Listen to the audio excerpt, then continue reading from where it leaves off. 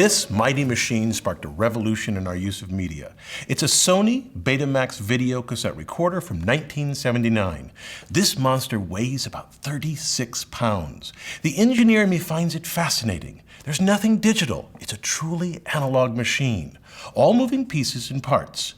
Early adopters of the Betamax used it to record television shows, a revolutionary concept at the time because prior to the Betamax, you had to watch a show when it was broadcast.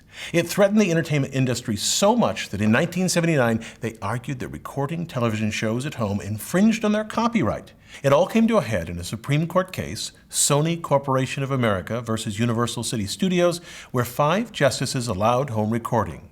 Although Sony won this court battle, they ultimately lost out to a machine that used this size tape.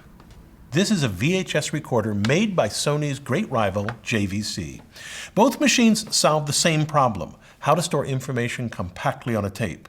Here's the brilliant innovation used by both machines. The machine grabs the tape, drags it forward as this silver drum starts to spin rapidly. The drum has 2 electromagnets called heads arranged on opposite sides of the drum that read the magnetic information on the tape. That rotating head allowed for a compact recorder. In many previous recorders, the magnetic heads didn't move, only the tape. Because there was a limit to how fast the tape could move, it took a lot of tape, about a 7-inch reel to record an hour, which meant that a movie would need 2 7-inch reels inside a cassette. So the rotating heads dramatically reduced the amount of tape needed, reducing the size to where it could be easily held in a cassette. So if the machines are so similar, why did Betamax lose to JVC?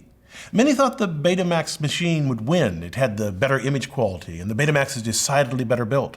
Compare ejecting a tape on the Betamax to the VHS. First, watch the Betamax. Note how smooth it is, and then watch the VHS. That's abrupt and will wear out the mechanism, yet, to my engineer's eye, the VHS was the better solution. First, the VHS was lighter than the Betamax, 29.5 pounds compared to 36 pounds for this Betamax machine. That's a huge difference for a mass-manufactured object. It impacts everything from material costs to assembly time to shipping costs. So, at the low end of the market, the VHS machines were cheaper than Sony's Betamax. Second, the earliest Betamax tapes played for only 1 hour, VHS played for 2 hours, enough time for a movie. The ultimate killer, though, was the rental market. Well, Betamax focused its ads and energies on time shifting. Their ads featured headlines like "Watch Whatever, Whenever." Well, JVC, the maker of the VHS system, created relationships with the nascent video rental industry. When this market grew, VHS dominated in titles. And while you could for a while find both formats, eventually retailers began giving shelf space to the slightly more dominant brand, which then dominated even more.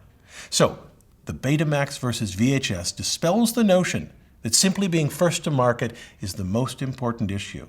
It reminds us that technical excellence in one area isn't enough, here the superior picture quality of Betamax, but that all technical aspects matter. For any mass-manufactured object, the winner is usually the one that is just good enough. I'm Bill Hammack, the Engineer Guy.